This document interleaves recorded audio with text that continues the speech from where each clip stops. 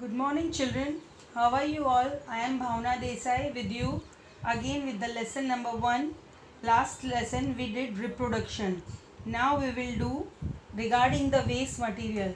Children, as we know, in our home also, if we are having some material which is not useful, that we are throwing, same way our body also, it has a process. Whatever the body needs from our food and water, it just absorb, and then it the waste material throw it out. That is called excretion. The meaning of excretion is to remove waste materials from the body of plants and animals. The parts of the body through which waste products are thrown out are skin, lungs, kidneys, and so on. Children, here skin, lungs, kidneys, and so on is for animals. Just like animals, plants do not have a particular excretory system excretory organs. Raisins, lactose, rubber are some of the excretory products of plant. They are also known as secretion.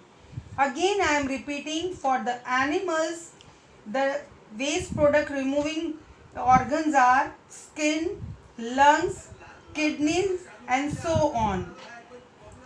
Here we are ending with this. Now we will go to the another point, lifespan. All the plants and animal has lifespan, that is a specific period to live and then to die. Again I am repeating, all the plants and animal has lifespan, that is a specific period to live and then to die. As for example, fruit fly and insect lifespan is 30 days. Banyan tree is 200 years and human beings is 70 years. This is approximate that a fruit fly lives for 30 days, banyan tree lives for 200 years and human being approximate 70 years. Now we will move on to plants. Based on lifespan means a period of life and then die. Plants are classified as annual, biennials and perennials. Again I am repeating, plants are classified in three category. First is annual, second is biennials and third is perennials. Now we will start with annual. Annual plants complete its whole life cycle, that is sprouting, flowering and producing seeds within one growing season. After this, plant produce mature seeds and then die. Again I am repeating, what is annual plant? Annual plant complete its whole life cycle, that is sprouting, flowering and producing seeds within one or growing season. After this, plant produce mature seeds and then die. Example for annual plants are corn, wheat and rice. Now children, we will move on to biennial plants. Bio means two. Again I am repeating, bio means two. The lifespan of life cycle of a biennial plant, or the life cycle of a biennial plant appears within 2 years. This is the way they grow. During the first year, these plants grow roots below the ground and small leaves near the surface.